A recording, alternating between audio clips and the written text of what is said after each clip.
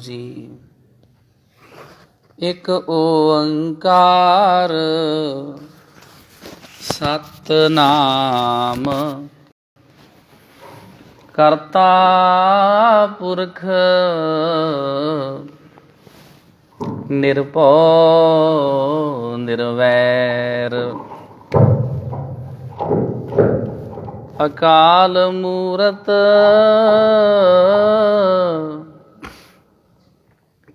अजूनी सैभं गुर प्रसाद कबीर साचा सतगुर क्या करे जो सिखा मैं चूक अंधे एक न लग गई ज्यों बांस बजाइए फूक। धन धन श्री गुरु हरगोबिंद साहिब जी महाराज जी दे पावन पवित्र चरण छोह सथान गुरुद्वारा चरण कंवल साहिब जींदोवाल। आप संगतां ने इतिहास गुरुद्वारा साहिब का पढ़िया ही है कि उस गुरमुख प्यारे का नाम सी भाई जीना। भाई जीना तो उन्हें गुरु साहिब जी की सेवा की बहुत। इस नगर दे इस इलाके दे लोगों ने बड़े प्यार नाल सतगुर सच्चे पातशाह जी ने ये बचन किया उस भाई जीना जी दे नाम दे उत्ते इस नगर का नाम जींदोवाल पै गया। बंगा पहला हैगा सी ते ये जींदोवाल नगर उस गुरमुख के नाम ते पिया। इतिहास दे विच इस तरह जिक्र आया। उस पावन स्थान उत्ते आपां जुड़ मिल बैठे हाँ ते श्री गुरु नानक साहिब जी महाराज जी दे जीवन की कथा सरवण कर रहे हाँ। गुरु चरनां विच लवाइए हाजरी। सतगुरु जी की बख्शिश की हुई फतेह प्रवानो जी। वाहेगुरु जी का खालसा वाहेगुरु जी की फतेह। श्री गुरु नानक साहिब जी महाराज जी ने श्री गुरु अंगद साहिब नूं ते भेज दिता है खडूर साहिब, खैरियां दे खडूर। गुरु जी ने उत्थे चरण पाए ने तां करके वो खैरियां दे खडूर तो बन गया वा खडूर साहिब। नाल साहिब शब्द लग गया वा। ते पिछे करतारपुर साहिब विखे गुरु दे सिख श्री गुरु नानक साहिब जी महाराज दे चरनां विच बेनती करदे कि सच्चे पातशाह जी सानू शुभ उपदेश बख्शिश करो। सिख भी जानते ने कि हुण महाराज जी का ज्योति जोत समाउण का समा आ गया। इन्हां ने संसार तो शरीर करके चले जाना है। इन्हां दे कोलों जिन्ने उपदेश लै जांदे आ वो लै लईए, साडे धन भा गया। ते गुरु नानक साहिब जी महाराज सिखां सेवकां नूं समझा रहे हन। सत संतोख विराग विचारा शांत आत्मा धन एह पारा सरब सुचोट खसोट ले जाई जन्म मरण दारिद दुख पाई। सत सत का मतलब हुंदा सच। सत संतोख वैराग। सत का मतलब सच, उच्चा सुच्चा जीवन। साडी जिंदगी दे विच सच होवे, असीं सच्चे होइए। इस गल दे उत्ते बहुत ज़्यादा जोर साध संगत जी लाया गया भी असीं किसी ना किसी तरह ना सच्चे बन जाइए। मूल मंत्र दे विच भी शब्द आउंदा सत नाम, मतलब ਵਿਦਵਾਨਾਂ ਨੇ ਇਹਦੇ ਇਹ ਵੀ ਅਰਥ ਕੀਤੇ ਵੀ ਸੱਚ ਹੀ ਪਰਮਾਤਮਾ ਦਾ ਨਾਮ ਹੈ। ਅਗਰ ਸਾਡੀ ਜ਼ਿੰਦਗੀ ਦੇ ਵਿੱਚ ਸੱਚ ਆ ਨਾ ਤਾਂ ਅਸੀਂ ਪਰਮਾਤਮਾ ਦਾ ਨਾਮ ਜਪਦੇ ਹਾਂ, ਤੇ ਜੇ ਸਾਡੀ ਜ਼ਿੰਦਗੀ ਦੇ ਵਿੱਚ ਝੂਠ ਆ ਫਿਰ ਜਿੰਨਾ ਮਰਜ਼ੀ ਨਿਤਨੇਮ ਕਰ ਲਓ, ਪਾਠ ਕਰ ਲਓ, ਵਾਹਿਗੁਰੂ ਵਾਹਿਗੁਰੂ ਕਰ ਲਓ, ਉਹ ਅਸੀਂ ਨਾਮ ਨਹੀਂ, ਫਿਰ ਅਸੀਂ ਨਾਮ ਨਹੀਂ ਜਪਦੇ। ਜ਼ਿੰਦਗੀ ਦੇ ਵਿੱਚ ਸੱਚ ਹੈ ਸਾਡੀ 'ਚ, ਅਸੀਂ ਸੱਚੇ ਹਾਂ ਤੇ ਤਾਂ ਨਾਮ ਜਪਦੇ ਹਾਂ। ਮਹਾਰਾਜ ਨੇ ਬੜੀ ਕੋਸ਼ਿਸ਼ ਕੀਤੀ ਆ। ਅਸੀਂ ਕੀ ਕਰਦੇ ਹਾਂ? ਅਸੀਂ ਕੱਚੇ ਹਾਂ, ਸੱਚੇ ਨਹੀਂ। ਸੱਚ ਦਾ ਓਪੋਜਿਟ ਵਿਰੋਧੀ ਸ਼ਬਦ ਕੀ ਆ? ਸੱਚ, ਝੂਠ, ਸੱਚ, ਕੱਚ। ਅਸੀਂ ਕੱਚੇ ਹਾਂ। ਤੇ ਬਾਬਾ ਫਰੀਦ ਸਾਹਿਬ ਜੀ ਦਾ ਕਿੰਨਾ ਉਹ ਸੋਹਣਾ, ਕਿੰਨਾ ਫੇਮਸ ਉਹ ਪੰਕਤੀਆਂ ਨੇ। ਸਾਡੀ ਦਿਲੋਂ ਨਹੀਂ ਨਾ ਮੁਹੱਬਤ, ਦਿਲੋਂ ਨਹੀਂ ਆ। ਦਿਲੋਂ ਮੁਹੱਬਤ ਜਿਨ ਸੇਈ ਸੱਚਿਆ। ਜਿਨ੍ਹਾਂ ਦੀ ਦਿਲੋਂ ਮੁਹੱਬਤ ਹੋਵੇ ਨਾ ਉਹ ਹੁੰਦੇ ਸੱਚੇ, ਤੇ ਜਿਨ੍ਹਾਂ ਦੀ ਮੁਹੱਬਤ ਬਸ ਉੱਤੋਂ ਉੱਤੋਂ ਹੀ ਹੋਵੇ ਉਹ ਹੁੰਦੇ ਕੱਚੇ। ਇਤ ਦੋਸਤੀ ਚੱਲਣ ਵਿਕਾਰ। ਜਿਹੜੀ ਦੋਸਤੀ ਬਸ ਵਿਕਾਰਾਂ ਵਾਸਤੇ ਹੀ ਹੋਵੇ ਉਹ ਕੱਚੀ ਹੁੰਦੀ ਆ। ਇਸ ਪ੍ਰੀਤੀ ਟੁੱਟ ਦੀ ਵਿਲਮ ਨਾ ਹੋਵਈ। ਜਿਹੜਾ ਇਹੋ ਜਿਹਾ ਪਿਆਰ ਨਾ ਉੱਪਰੋਂ ਉੱਪਰੋਂ ਉਹਨੂੰ ਟੁੱਟਣ ਲੱਗਿਆ, ਵਿਲਮ ਦਾ ਮਤਲਬ ਹੁੰਦਾ ਦੇਰੀ, ਉੱਥੇ ਕੋਈ ਬਹੁਤਾ ਸਮਾਂ ਨਹੀਂ ਲੱਗਦਾ। ਤੇ ਜਿਹੜੀ ਪ੍ਰੀਤ, ਜਿਹੜਾ ਪ੍ਰੇਮ ਹੋਵੇ ਸੱਚਾ, ਉਹ ਸਦਾ ਹੀ ਸਾਡੇ ਨਾਲ ਨਿਭਦਾ। ਤਾਂ ਕਰਕੇ ਮਹਾਰਾਜ ਜੀ ਨੇ ਕਿਹਾ ਵੀ ਸਾਡੇ ਜੀਵਨ ਦੇ ਵਿੱਚ ਹੋਵੇ ਸੱਚ। ਦਿਲੋਂ ਮੁਹੱਬਤ ਜਿਨ ਸੇਈ ਸੱਚਿਆ। ਉਹ ਅਸਲ ਸੱਚੇ ਆ। ਫਿਰ ਜਿਨ੍ਹਾਂ ਦਾ ਦਿਲੋਂ ਪਿਆਰ ਹੋਵੇ ਉਹ ਤੇ ਵਾਹਿਗੁਰੂ ਜੀ ਦੇ ਗੁਣ ਗਾਈ ਜਾਂਦੇ ਆ। ਵਾਹਿਗੁਰੂ ਜੀ ਦੇ ਗੁਣ ਗਾ ਗਾ ਕੇ ਰੱਜਦੇ ਹੀ ਨਹੀਂ ਆ। ਅਸੀਂ ਰੱਜਣਾ ਤੇ ਕੀ, ਅਸੀਂ ਗੁਣ ਗਾ ਗਾ ਕੇ ਥੱਕ ਜਾਂਦੇ ਹਾਂ। ਸਾਨੂੰ ਤੇ ਕੋਈ ਆ, ਅਸੀਂ ਰੱਬ ਜੀ ਦੇ ਕਿੰਨੇ ਕੁ ਗੁਣ ਗਾ ਸਕਦੇ ਹਾਂ? ਸਾਡਾ ਵੱਡੇ ਤੋਂ ਵੱਡਾ ਕਿੰਨਾ ਕੁ ਟਾਈਮ? 2 ਘੰਟੇ। 2 ਘੰਟੇ ਸਾਨੂੰ ਗੁਰੂ ਗ੍ਰੰਥ ਸਾਹਿਬ ਜੀ ਦਾ ਪਾਠ ਕਰਨਾ ਪੈ ਜਾਵੇ ਤੇ ਪਹਿਲਾਂ ਤਾਂ ਸਾਡੀ ਇਹ ਇੱਛਾ ਹੁੰਦੀ ਵੀ 5-7 ਮਿੰਟ ਉੱਤੇ ਚਲੇ ਜਾਣ, ਲੰਘਾ ਹੀ ਦਈਏ। ਮੈਂ ਖੈਰ ਕਥਾ ਦਾ ਨਾਮ ਲਿਖਣਾ ਸੀ ਤਾਂ ਕਰਕੇ ਉੱਤੇ 8-10 ਮਿੰਟ ਲੰਘੇ ਹੈ। ਇਹਦਾ ਮੈਂ ਨਾਮ ਲਿਖਣਾ ਸੀ ਵੀ ਕਿਹੜੀ ਕਥਾ ਕਰਨੀ ਆ। ਅੱਛਾ, ਪਹਿਲਾਂ ਤਾਂ ਸਾਡੀ ਕੋਸ਼ਿਸ਼ ਹੁੰਦੀ ਵੀ ਜਿਹੜੀ ਘੜੀ ਲੰਘ ਜਾਵੇ, ਜੇ 5-10 ਮਿੰਟ ਉੱਤੇ ਚਲੇ ਜਾਣ ਤੇ ਚੰਗਾ, ਤਾਂ ਕਿ ਗੁਣ ਥੋੜ੍ਹੇ ਗਾਉਣੇ ਪੈਣ। ਉਸ ਤੋਂ ਬਾਅਦ ਫਿਰ ਵੱਧ ਤੋਂ ਵੱਧ ਸਾਡੇ ਕਿਹੜਾ ਮੰਨਿਆ ਜਾਂਦਾ? ਬਸ ਅਖੰਡ ਪਾਠ ਸਾਹਿਬ ਦੀ ਡਿਊਟੀ ਆ 2 ਘੰਟੇ। ਕਈ ਥਾਵਾਂ 'ਤੇ 2.5 ਘੰਟੇ ਦੀ ਵੀ ਕਰ ਲੈਂਦੇ ਆ। ਕੋਈ ਜ਼ਿਆਦਾ ਸਿਰੜ ਵਾਲਾ ਹੋਵੇ ਉਹ 4 ਘੰਟੇ ਗਾ ਲੈਂਦਾ ਵਾਹਿਗੁਰੂ ਦੇ ਗੁਣ, ਵੀ ਮੈਂ 4 ਘੰਟੇ ਇਕੱਠੇ ਹੀ ਲਾ ਕੇ ਉੱਠਣਾ। ਤਾਂ 2 ਘੰਟੇ ਤੋਂ ਬਾਅਦ ਫਿਰ ਉਹ ਕਈ ਥਾਵਾਂ ਦੇ ਉੱਤੇ ਮਹਾਰਾਜ ਜੀ ਦੇ ਥੱਲੇ ਗੜਵੀ 'ਚ ਪਾ ਕੇ ਚਮਚਾ ਨਹੀਂ ਰੱਖਿਆ ਹੁੰਦਾ ਵੀ ਜੇ ਭਾਈ ਕਿਸੇ ਨੇ ਤੈਨੂੰ ਗੁਣ ਗਾਉਂਦੇ ਨੂੰ ਨਾ ਛੱਡਿਆ ਤੇ ਗੜਵੀ ਦੇ ਵਿੱਚ ਵਾਲਾ ਜਿਹੜਾ ਚਮਚਾ ਉਹ ਉਹਦੇ ਨਾਲ ਖੜਾਕ ਕਰਦੀ। ਕਈ ਥਾਵਾਂ 'ਤੇ ਲੋਕ ਗਲਾਸ ਰੱਖ ਦਿੰਦੇ ਆ। ਕਈ ਥਾਵਾਂ ਦੇ ਉੱਤੇ ਉਹ ਬੈਲ ਵੀ ਰੱਖਣ ਲੱਗ ਪਏ ਆ। ਅਖੰਡ ਪਾਠ ਦੇ ਦੌਰਾਨ ਮਹਾਰਾਜ ਜੀ ਦੇ ਥੱਲੇ ਘਰ ਵਿੱਚ ਬੈਲ, ਕਿਉਂਕਿ ਉਹ ਘਰ ਵਾਲਿਆਂ ਨੇ ਆਪ ਤੇ ਲਾਗੇ ਮਹਾਰਾਜ ਜੀ ਦੇ ਬਹਿਣਾ ਨਹੀਂ ਹੁੰਦਾ। ਗੁਣ ਗਾਉਣੇ ਤੇ ਗੁਣ ਸੁਣਨੇ ਕਿਤੇ ਸੌਖੇ ਥੋੜ੍ਹੀ ਆ। ਬਹੁਤੀਆਂ ਥਾਵਾਂ ਤੇ 5 ਪੌੜੀਆਂ ਮਸਾਂ ਸੁਣੀਆਂ ਜਾਂਦੀਆਂ।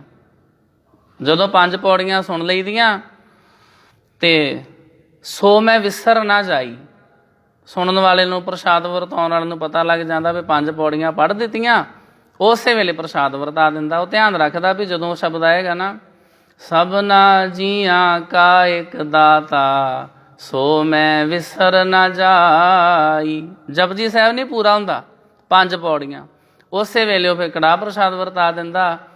ਤੇ ਲੋਕੀ ਸ਼ਬਦ ਵਰਤ ਲਓ। ਜਿਹੜੀ ਸੰਗਤ ਹੁੰਦੀ, ਸੰਗਤ ਤੇ ਉੱਠਦੀ ਨਹੀਂ। ਉਹ ਜਿਹੜੇ ਲੋਕੀ ਹੁੰਦੇ ਉਹ ਫਿਰ ਲੈ ਕੇ ਪ੍ਰਸ਼ਾਦ ਤੇ ਜਾਂ ਤੇ ਬਾਹਰ ਜਾ ਕੇ ਘਰ 'ਚ ਮੰਜਿਆਂ ਤੇ ਬਹਿ ਕੇ ਚਾਹ ਪਾਣੀ ਪੀਣ ਲੱਗੇ ਜਾਂਦੇ, ਜਾਂ ਇੱਧਰ ਉੱਧਰ ਦੀਆਂ ਗੱਲਾਂ ਕਰਨ ਲੱਗ ਜਾਂਦੇ ਆ। ਸਾਡੇ ਕੋਲੋਂ ਤੇ ਇਕਾਗਰ ਚਿੱਤ ਹੋ ਕੇ ਜਪਜੀ ਸਾਹਿਬ ਦਾ ਪੂਰਾ ਪਾਠ ਨਹੀਂ ਸੁਣਿਆ ਜਾਂਦਾ ਤੇ ਫਿਰ ਮਹਾਰਾਜ ਜੀ ਦੀ ਬਾਣੀ ਸੁਣੇ ਕੌਣ? ਇਹਦੇ ਤੇ ਪੂਰੀ ਇੱਕ ਲੰਬੀ ਕਵਿਤਾ ਹੈ, ਉਹ ਮੈਂ ਆਪ ਸੰਗਤਾਂ ਨੂੰ ਕਿਸੇ ਦਿਨ ਸੁਣਾਵਾਂਗਾ। ਰਾਤ ਪਈ ਤਾਂ ਸੌਂ ਗਏ ਸਾਰੇ ਬਾਬਾ ਜੀ ਦੇ ਲਾਗੇ। ਕਈ ਥਾਵਾਂ ਤੇ ਨਾ ਘਰਾਂ 'ਚ ਥਾਂ ਘੱਟ ਹੁੰਦਾ, ਫਿਰ ਉਹ ਗੁਰੂ ਗ੍ਰੰਥ ਸਾਹਿਬ ਲਾਗੇ ਸੌਂ ਜਾਂਦੇ ਆ। ਰਾਤ ਪਈ ਤਾਂ ਸੌਂ ਗਏ ਸਾਰੇ ਬਾਬਾ ਜੀ ਦੇ ਲਾਗੇ, ਸ਼ਬਦ ਗੁਰੂ ਤਾਂ ਆਵਾਜ਼ਾਂ ਮਾਰੇ ਕੋਈ ਨਾ ਸੁੱਤਾ ਜਾਗੇ। ਸ਼ਬਦ ਗੁਰੂ ਜੀ ਤੇ ਆਵਾਜ਼ਾਂ ਮਾਰਦੇ ਰਹਿੰਦੇ ਵੀ ਜਾਗੋ ਜਾਗੋ ਸੁੱਤਿਓ ਚੱਲਿਆ ਵਣਜਾਰਾ, ਵੀ ਸੁੱਤਿਓ ਜਾਗੋ। ਤੇ ਜਾਗੇ ਕੌਣ? ਅਸੀਂ ਉਹ ਸੁਣ ਕੇ ਮਹਾਰਾਜ ਜੀ ਦੀ ਗਾਉਣੇ ਨੇ। ਇਹ ਬੜੇ ਕਠਿਨ ਹਨ, ਗੁਰੂ ਜੀ ਦੇ ਗੁਣ ਗਾਉਣੇ। ਗੁਰੂ ਜੀ ਦੇ ਗੁਣ ਕੌਣ ਗਾ ਸਕਦਾ?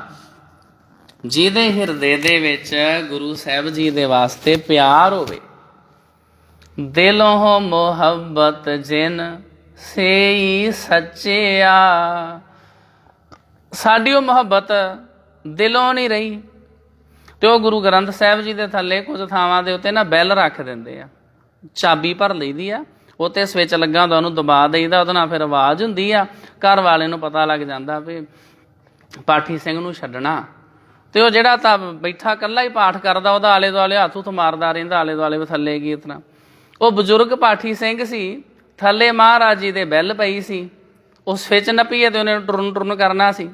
ਉਹ ਨਾਲੇ ਪਾਠ ਕਰੀ ਜਾਵੇ, ਨਾਲੇ ਇਸ ਤਰ੍ਹਾਂ ਜਿਵੇਂ ਵੈਸੇ ਹੀ ਹੱਥ ਉਹਦਾ ਬੈਲ ਤੇ ਹੱਥ ਚਲ ਗਿਆ। ਉਹ ਇੱਕਦਮ ਜਦੋਂ ਬੈਲ ਵੱਜੀ ਉਹਦੇ ਤਰਬਕ ਗਿਆ ਵੀ ਇਹ ਖੜਾ ਕਿਹੜੀ ਗੱਲ ਦਾ ਹੋ ਗਿਆ। ਉਹ ਰੱਖੀ ਤਾਂ ਸੀ ਵੀ ਜਦੋਂ ਭਾਈ ਡਿਊਟੀ ਖਤਮ ਹੋਵੇ ਤੇ ਉਦੋਂ ਤੋਂ ਬੈਲ ਵਜਾ ਦੇਵੀ। ਸਾਡੇ ਕੋਲੋਂ ਤੇ ਮਹਾਰਾਜ ਜੀ ਦੀ ਬਾਣੀ ਨਹੀਂ ਸੁਣੀ ਜਾਂਦੀ। ਅਖੰਡ ਪਾਠ ਸਾਹਿਬ ਜਿਹੜੇ ਲੋਕੀ ਰਖਾਉਂਦੇ, ਕੋਈ ਵਿਰਲੇ ਟਾਵੇਂ ਹੁੰਦੇ ਗੁਰਮੁਖ ਜਿਹੜੇ ਪਰਿਵਾਰ ਮਹਾਰਾਜ ਜੀ ਦੇ ਲਾਗੇ ਬਹਿ ਕੇ ਸੁਣ ਸਕਣ, ਨਹੀਂ ਤੇ ਲੋਕੀ ਮਹਾਰਾਜ ਜੀ ਦੇ ਲਾਗੇ ਇਹੋ ਜਿਹਾ ਬਜ਼ੁਰਗ ਬਾਪੂ ਬਿਠਾਉਂਦੇ ਆ ਜਿਹਨੂੰ ਨਾ ਦਿਸਦਾ ਤੇ ਨਾ ਜਿਹਨੂੰ ਸੁਣਦਾ। ਉਹਦਾ ਕੰਮ ਬਸ ਇਹੋ ਹੁੰਦਾ ਵੀ ਉਹਨੇ ਅਗਰਬੱਤੀ ਨਹੀਂ ਬੁਝਣ ਦੇਣੀ, ਵੀ ਇੱਕ ਬੁਝਦੀ ਹੈ ਤੇ ਦੂਸਰੀ ਉੱਥੇ ਫਿਰ ਲਾ ਦੇਣੀ ਆ। ਤੇ ਉਹ ਦੁਕਾਨਦਾਰਾਂ ਨੂੰ ਵੀ ਪਤਾ ਵੀ ਇਹਨਾਂ ਨੇ ਬਸ ਅਖੰਡ ਪਾਠ ਸਾਹਿਬ ਕਰਾ ਕੇ ਤੇ ਅਗਰਬੱਤੀਆਂ ਲਾਉਣੀਆਂ। ਉਹਨਾਂ ਨੇ ਅਗਰਬੱਤੀ ਦੀ ਥਾਂ ਦੇ ਉੱਤੇ ਅੱਜ ਕੱਲ੍ਹ ਅਗਰਬੱਤਾ ਬਣਾ ਦਿੱਤਾ। ਉਹ ਮੁੱਕਦਾ ਹੀ ਨਹੀਂ। ਇੰਨੀ ਲੰਮੀ ਅਗਰਬੱਤੀ ਇੱਕ ਵਾਰੀ ਦਿਖਾ ਦਿਓ, ਉਹ ਭਾਈ ਸਾਹਿਬ 2-3 ਘੰਟੇ ਜਗੀ ਜਾਂਦੀ ਆ। ਲਾਗੇ ਨਹੀਂ ਬਹਿਣਾ ਮਹਾਰਾਜ ਜੀ ਦੇ। ਰਾਤ ਪਈ ਤਾਂ ਸੌਂ ਗਏ ਸਾਰੇ ਬਾਬਾ ਜੀ ਦੇ ਲਾਗੇ, ਸ਼ਬਦ ਗੁਰੂ ਤਾਂ ਆਵਾਜ਼ਾਂ ਮਾਰੇ ਕੋਈ ਨਾ ਸੁੱਤਾ ਜਾਗੇ। ਉਹ ਲਾਗੇ ਸੁੱਤੇ ਰਹਿੰਦੇ ਆ ਤੇ ਬਾਬਾ ਜੀ ਦੀ ਬਾਣੀ ਚੱਲਦੀ ਰਹਿੰਦੀ ਆ। ਇਹ ਸਾਧ ਸੰਗਤ ਜੀ ਜਿਹੜੀ ਰਚਨਾ ਵਾ, ਇਹਦੀ ਸ਼ੁਰੂਆਤ ਇੱਥੋਂ ਹੁੰਦੀ ਆ। ਪੂਰੇ ਸਤਿਗੁਰ ਮਿਹਰ ਜਾਂ ਕੀਤੀ, ਸ਼ਾਦੀ ਦਾ ਦਿਨ ਆਇਆ, ਸਤਿਗੁਰ ਦੇ ਧੰਨਵਾਦ ਵਾਸਤੇ ਅਖੰਡ ਪਾਠ ਰਖਵਾਇਆ। ਅਖੰਡ ਪਾਠ ਦੇ ਕਮਰੇ ਲਾਗੇ, ਟੈਲੀਵਿਜ਼ਨ ਚੱਲੇ, ਸਾਰਾ ਟੱਬਰ ਟੀਵੀ ਅੱਗੇ, ਬਾਬਾ ਜੀ ਨੇ ਇਕੱਲੇ। ਇਹ ਕਿਤੇ ਰਚਨਾ ਐਵੇਂ ਨਹੀਂ ਲਿਖੀ, ਇਹ ਸੱਚਾਈ ਇੱਦਾਂ ਹੋਇਆ। ਅਸੀਂ ਇੱਕ ਅਖੰਡ ਪਾਠ ਸਾਹਿਬ ਰੱਖਿਆ ਜ਼ਿਲ੍ਹਾ ਕੁਰੂਕਸ਼ੇਤਰ ਹਰਿਆਣੇ 'ਚ। ਉੱਥੇ ਇੱਕ ਮੰਡੀ ਗੋਬਿੰਦਗੜ੍ਹ ਉਹਦੇ ਵਿੱਚ ਬਣੀ ਕੁਰੂਕਸ਼ੇਤਰ ਜ਼ਿਲ੍ਹੇ 'ਚ। ਉੱਥੇ ਕਿਸੇ ਦੇ ਘਰ ਅਖੰਡ ਪਾਠ ਸਾਹਿਬ ਰੱਖ ਦਿੱਤਾ, ਉਹ ਕੋਈ ਸੁਣੇ ਹੀ ਨਾ ਬਾਣੀ। ਅਸੀਂ ਆਪੇ ਪੜ੍ਹੀ ਜਾਈਏ, ਆਪੇ ਸੁਣੀ ਜਾਈਏ। ਮੈਂ ਘਰ ਵਾਲੇ ਮੁਖੀ ਨੂੰ ਕਿਹਾ, ਮੈਂ ਕਿਹਾ ਵੇਖੋ ਮਹਾਰਾਜ ਨੇ ਕਿਰਪਾ ਕੀਤੀ ਵੀ ਸਤਿਗੁਰੂ ਜੀ ਤੁਹਾਡੇ ਘਰ ਆਏ ਨੇ। ਜਦੋਂ ਕੋਈ ਬੰਦਾ ਕਿਸੇ ਦੇ ਘਰ ਆਵੇ ਤੇ ਆਪਾਂ ਉਹਨੂੰ ਬਿਠਾ ਕੇ ਤੇ ਸਾਰੇ ਪਰਾਂ ਚਲੇ ਜੀ, ਆਪੋ ਆਪਣੇ ਕੰਮਾਂ ਤੇ ਚਲੇ ਜਾਈਏ, ਤੇ ਉਹ ਕਿੰਨਾ ਸਾਨੂੰ ਬੁਰਾ ਲੱਗਦਾ ਵੀ ਇਹ ਬੰਦਾ ਇੰਨੀ ਦੂਰੋਂ ਸਾਡੇ ਘਰ ਚੱਲ ਕੇ ਆਇਆ ਤੇ ਅਸੀਂ ਇਹਦੇ ਕੋਲ ਬੈਠੇ ਹੀ ਨਾ।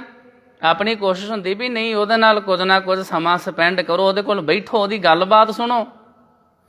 ਉਹ ਲਾਗੇ ਮਹਾਰਾਜ ਜੀ ਦੇ ਕੋਲ ਕੋਈ ਬਵੇ ਹੀ ਨਾ। ਉਹ ਜਿਹੜਾ ਘਰ ਵਾਲਾ ਮੁਖੀ ਸੀ ਨਾ, ਸਾਰਿਆਂ ਦਾ ਵੱਡਾ ਸਿਆਣਾ, ਜਿਹਦੇ ਵੱਲ ਵੇਖ ਕੇ ਬਾਕੀਆਂ ਨੇ ਵੀ ਬਹਿਣਾ ਸੀ, ਉਹ ਟੀਵੀ ਅੱਗਿਓਂ ਨਾ ਉੱਠੇ।